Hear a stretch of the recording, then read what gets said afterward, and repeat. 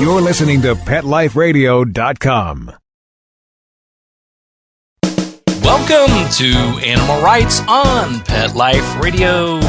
This is your host, Tim Link, and I'm so glad you're joining us today. My special guest today is television producer, executive, creator, and author Lisa Erspamer. And Lisa's going to be here today talking to us a little bit about her writing styles and everything going on in her wonderful world. In particular, we're going to talk about her latest release, A Letter to My Cat, Notes to Our Best Friends. So we're going to be excited to talk to Lisa about that and everything she's got going on. So it's going to be wonderful. So everybody hang tight. We're going to come back after these breaks. But before we do, special promotion time. Everybody get your pens and pencils ready. How would you like to receive a free copy of my audiobook, Wagging Tails, Every Animal Has a Tail? Well, now the audiobook's available through Audible, Amazon, and iTunes. And by listening to this show, you have an opportunity to receive a free downloadable copy of the audiobook. So listen closely. Sometime during this show, I'll ask a question about today's author and book. And the first person to email me with the correct answer will receive a free copy of the audiobook. So you'll email me at tim@petliferadio.com, give me the correct answer, and you will win a free copy of the audiobook, Wagging Tails, Every Animal Has a Tail. So good stuff. Listen closely. We're going to come back right after this commercial break. We'll talk to Lisa Erspamer. You're listening to Animal Rights on Pet Life Radio. Sit. Stay. We'll be right back after a short pause. Well, 4 to be exact. Pet Life Radio, the #1 pet radio network on the planet, joins forces with iHeartRadio to put the power of your pets in your pocket. Awesome. Download the iHeartRadio app and rock Pet Life Radio on your phone, on your tablet, on your Xbox, in your car. Pet talk, pet tunes, and fun pet times. Pet Life Radio and iHeartRadio. Positively Possum. It's DesignerPetSweaters.com, the latest fashion trends for our furry friends. Hand-knitted designer sweaters for your precious pup or cool cat. Beautiful couture patterns for your pets, including custom-knitted formal wear, casual wear, yachting, and even sports-themed. Many designer pet sweaters include feathered Tammy hats, top hats, and a lot of sparkle. Each sweater includes leg loops, front paw sleeves, and leash opening. Visit DesignerPetSweaters.com to order your 4-legged fashions today. Your pets will stay warm for the winter and be runway ready. Large or small, we fit them all. DesignerPetSweaters.com.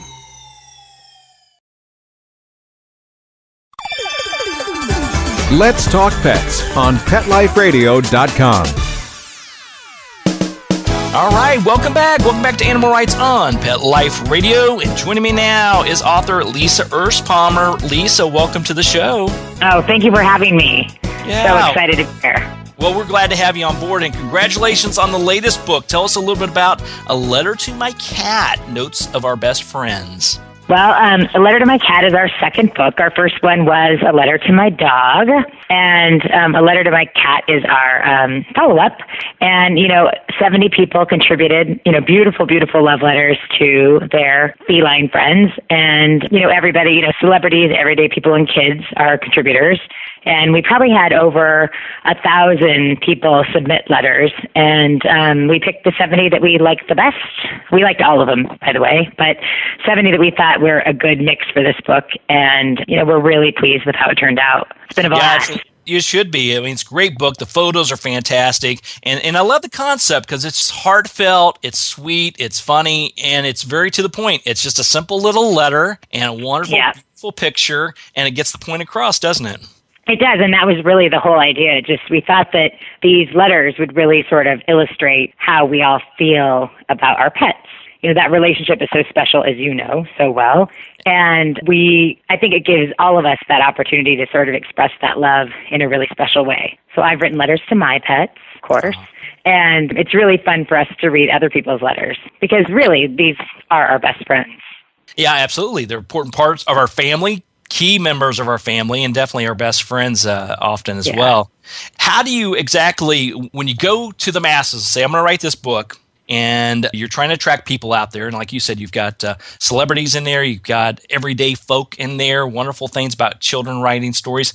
How do you get that message out, and then how do you actually sort through all those wonderful stories and letters? Well, we, sort of go all over the place. We put the message out over the internet, of course, asking people to write in letters online and through our website. And then when it comes to celebrities, we just ask them if they'll participate. We also work with a lot of the rescue organizations in our area to put out the ask for different people who we know are in that community, in the pet world, as we say, and get them to participate. And that's where we got a good majority of our letters. But we really got letters from all over the world. A couple of our contributors are from Canada. I don't think we have anybody from anywhere else in the world, but definitely people from Canada. We have people from all over the United States, and a really good variety, like you said. Some of them are really heartwarming and make you cry, and some of them are really funny. So we like the mix. Yeah, and I think that's the exciting thing about it because, as we said, you friends of this show, like Jackson the Cat Daddy Galaxy, he's been a friend of the show. Yeah. Gina Gershon's been on the show, and many of the people that have written in here have been on the show, which we appreciate. Truthfully, I love those stories that talk to us about how the animals found us, because I always talk about how animals ultimately, they'll find us. You don't have to go out looking for them. There's a reason they're going to come into our lives, and those are the ones that touch me the most. Yeah. Oh, I know. I love those. And I also thought what was interesting, we came across all these hero cats. And, you hear a lot about hero dogs, but you don't hear about cats being heroes so much. And we came across a lot of stories like that, and we were really excited to put them in the book because we thought, gosh, you don't think of a cat being able to save somebody's life, but we found some cats that did. Yeah, and we were really excited about that.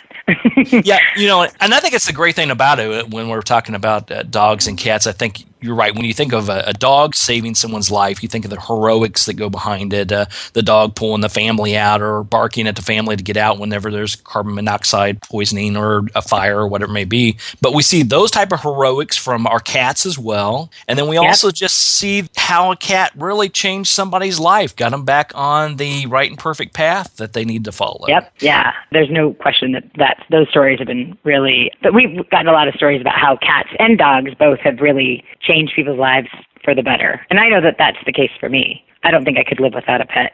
Absolutely. I mean, I could have 1,000 pets. I could have, dogs, cats, birds, horses, be really happy. I do better with animals. Yeah, amen. I hear you. I mean, really.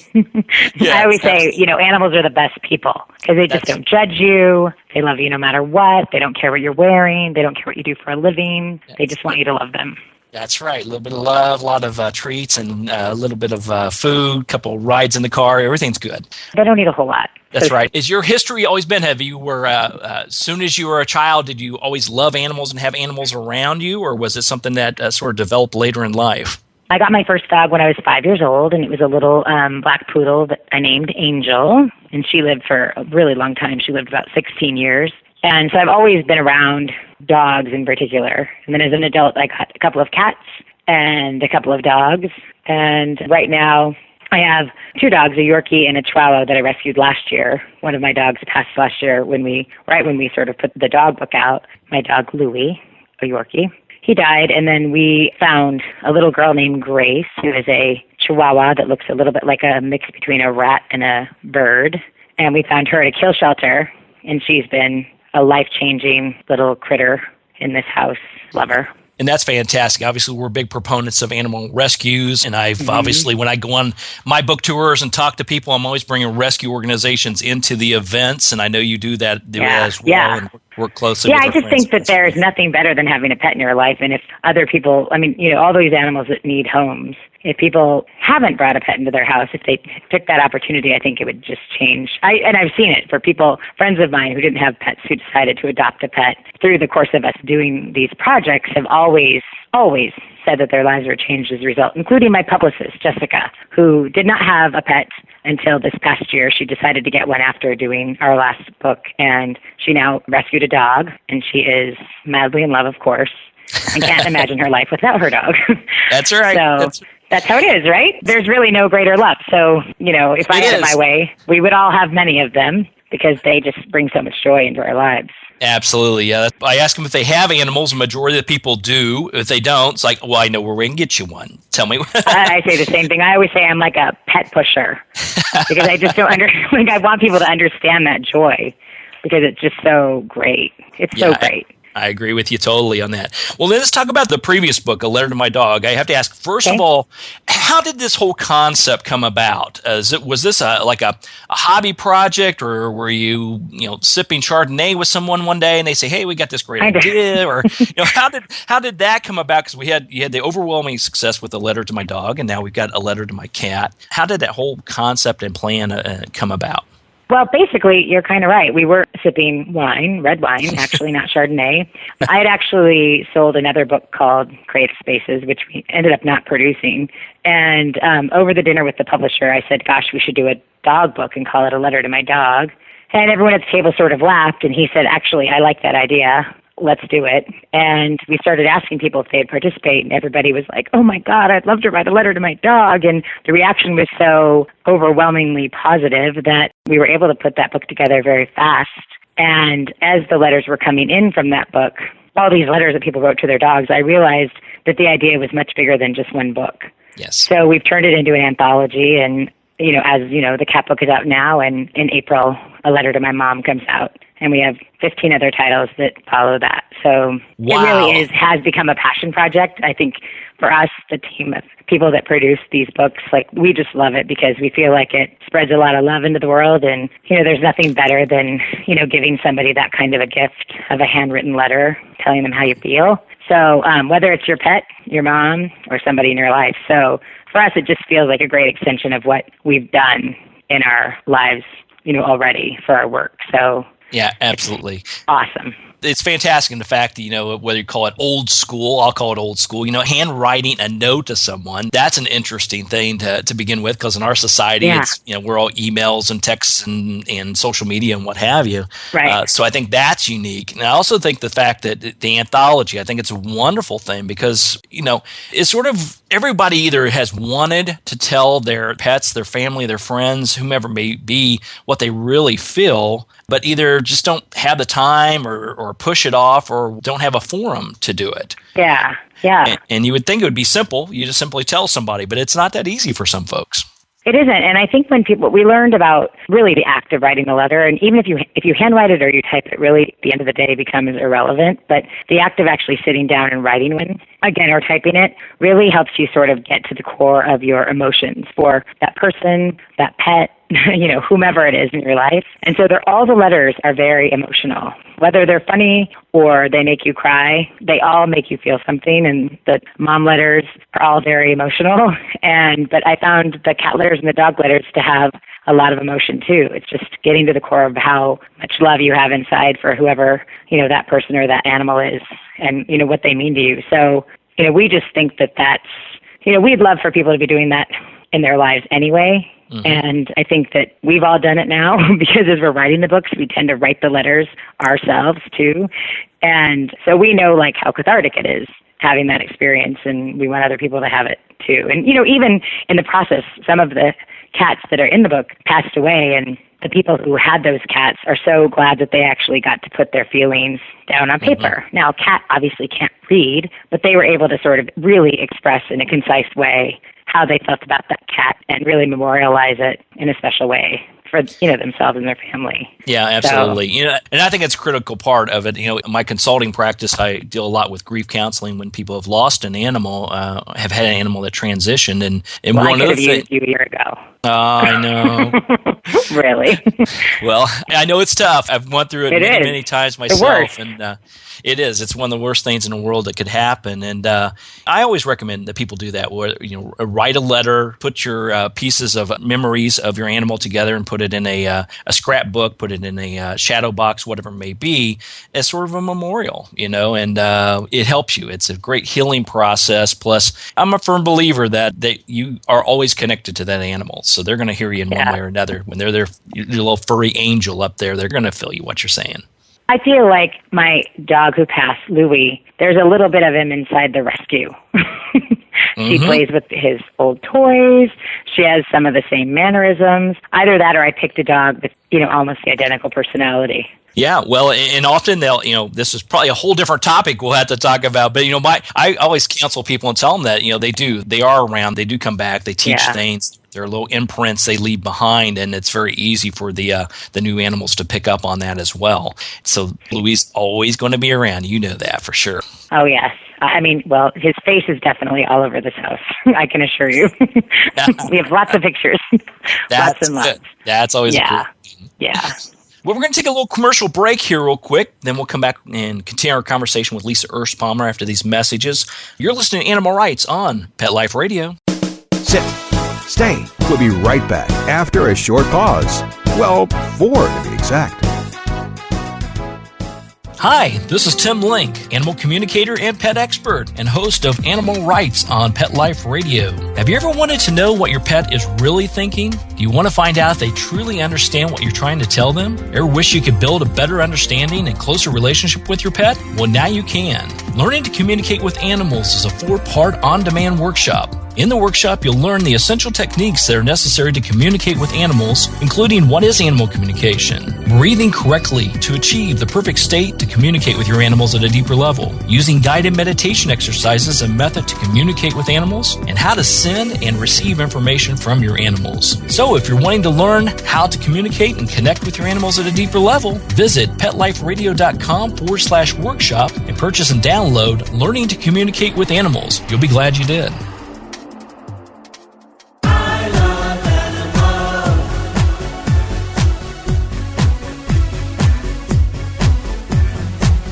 You ask the question, what do I want?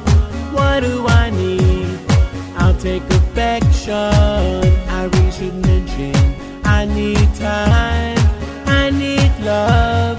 I crave attention. This is you waiting by the door with shaking tails and happy hearts and running circles round the floor. That's always when the party starts for me. They are my friends. They are my children. They are the furry scooters and kids. They are my family. They understand me.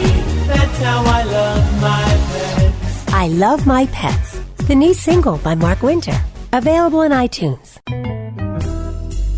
Want to know what cats like to eat for breakfast? Mice Krispies, of course. Learn everything there is to know about cats on Catitude with your host, Tom Dock. Each week, we'll spotlight a cool cat breed, give up-to-date advice on cat health, and check out spiffy new cat products. So curl up on the couch every week for a perfectly enjoyable time on Catitude. Every week on demand, only on PetLifeRadio.com.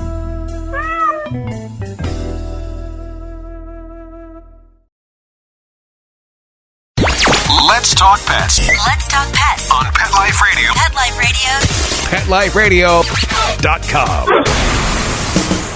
Welcome back. Welcome back to Animal Rights on Pet Life Radio. This is your host, Tim Link, and I want to tell you about some exciting news. At least I'm excited about it. I hope you're excited about it as well. My new book that's coming out, Talking with Dogs and Cats, Join the Conversation to Improve Behavior and Bond with Your Animal Friends, is now available for pre-order on Amazon. And it's available at a discount through Amazon as well. So if you get a chance, take a look at it. It's Talking with Dogs and Cats by Tim Link, and pick up a copy. That'll be great. So everybody's go out and do that for me. Please, please, please.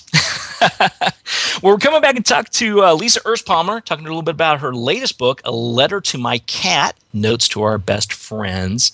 Now, Lisa, I have to ask you about the writing process of the book. You had mentioned in the earlier in the episode that you had over 1,000 contributors with wonderful stories and letters and pictures, and you had to narrow it down to 70. Tell us about that process as far as, is it easy? I can't believe it's easy, but is it easy to do? No. Is it hard to do? How is it in organizing it? Because the letters and the pictures, getting it all put together, I can imagine be quite challenging. Yeah, it's challenging for sure. I mean, trying to figure out the right sort of tone and getting the right mix and also scheduling shoots, because we actually photographed, obviously, all of the cats for this book. And since they were in places all across the country and in Canada, it wasn't easy. I would say it took us about 8 months to put this book together. So, it is a lengthy process, and, getting the word out, then getting the submissions in, and, booking celebrities and trying to get, the shoot scheduled to go to the houses and shoot with their cats and trying to get their cats comfortable with the camera, which wasn't easy. Or getting a celebrity to slow down long enough to take the picture, it would be hard. Right. Yeah. I mean, it definitely wasn't, dogs are so much different than cats, and that dogs are just sitting there ready and willing to be loved and have their pictures taken, and cats are a little bit more elusive, right, and luring, and they just want to, if they feel like having their picture taken, they might give you the opportunity, and if not, we, had to use every trick in the book to charm them to, give us a moment of their time. That's so right. It was really interesting to explore that aspect of cats, because even though I've had cats and I love cats, the photography process was just so different, and it was really funny to really see the difference between the two of them. Oh, yeah. I can imagine how challenging it is. Cat walks in and says, okay, you got 2 minutes. Go. Oh, yeah. Yeah, or climbing under people's beds and going inside their closets trying to, retrieve the cats so that we could photograph them. Absolutely. Hilarious. Yeah, really funny.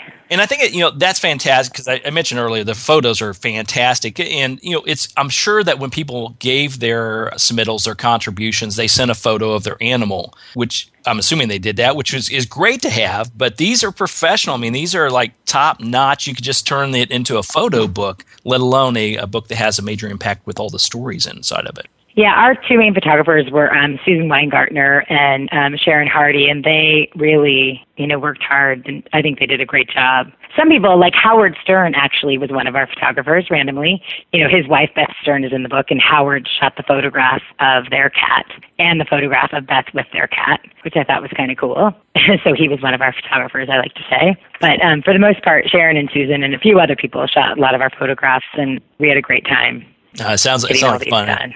Yeah, and it turned out fantastic. So then switching hats, obviously you're a master at wearing many, many different types of hats. So I have to ask you sort of, how do you compare putting together a book, writing and creating a book of this substance and doing all the things it takes to make it successful? How do you compare that or even blend it with all the other wonderful things you're doing? I mean, you're a producer, you're creating television shows, doing episodes. There's that whole world that you have as well. How do you compare the two? How do you massage both of them into a busy schedule? Well, I think, producing content, I sort of think it all is the same thing at the end of the day. Producing a book is a little bit of a different muscle, and we had to learn some new skills in doing it, because it is different. Like TV, you're used to video, and it's got all these different dimensions in it, and, doing something that's one-dimensional and it's in print and it's sort of flat is a whole new concept. And now that we've gone through it 3 times, I think we understand it, but it is a totally new language, and because you have books. And for us, it was a challenge. We're just so used to micromanaging every frame of something, as you understand too. And so you can't really do that in the publishing world. And we had to really learn how to sort of let things go and what things really matter and how to do it right and how to work on a totally different type of schedule. So it was a really good experience, a very good learning curve. But again, like for us as content creators and people who love to create things that people look at, it really does feel like an extension of what we do, but just in a new form. So, and I'm so grateful, to be published is such an honor, and I feel so lucky that we have had that opportunity, because I never thought that would be something I would ever do. I've never been a big reader, believe it or not. So, I think, but I'm so grateful and think it's just a really cool thing to have on our docket. Yeah, absolutely. So, absolutely. Well, and I agree with you. It's a great extension of everything that you're doing, creating the content and getting the message out there. That's the important thing. And yeah, I always encourage people, write a book, write stories, get it out there, because once you do, it's out there forever. It really is. It's your legacy. It really is. It's part of what you're doing. It is, and I think, like you said, it's a great way to get any message out, and that's the thing that I really have learned. Having a book gives you a lot of opportunity to sort of say what you want to say, and for us, we really want people to give pets forever homes, and this gives us tons of opportunity to sort of go out there and spread the word and bring animals on television shows and radio shows and get them homes, and so that's been a real blast for us. I agree with you, and it makes all the difference in the world, because you're giving back, you're helping the animals out, and more importantly, you're helping the people out to get the message and bring in some more furry family, or bring in a furry person into your life. That's the key thing. Yeah, I've never met anybody who's regretted getting a pet. Have you? No, not at all. They always say it's the best thing they've ever done. It is, and I agree with that wholeheartedly. And there are some that didn't realize that any pet didn't realize perhaps buying a aquatic turtle, and a turtle lives 30 years. Maybe they didn't do their research, and they get really big, right? They get really big, and parrots, living 70 years, 100 years, whatever it may be. And I don't worry about it. If you've got nieces and nephews or grandkids, it goes right into the will. They'll put it in the will. Yeah, that's exactly. right. They'll enjoy Peppy or Slim the turtle. They won't mind. Yeah, exactly. Yeah, no, I think they are amazing. So we have a lot of fun with them. Have you read some of the funny letters in here? Yeah. Have you had a chance? Yeah, I have, and it's just, I think it's nice.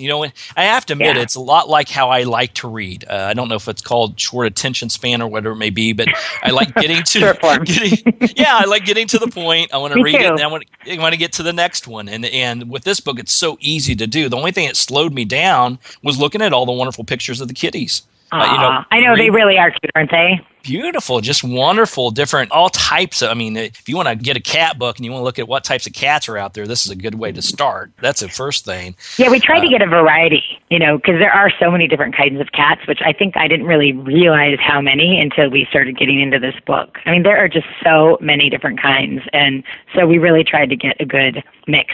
Like, I had never heard of a Cornish Rex, though my friend has one, but I didn't know that that's what it was called. Right. And that's in the book.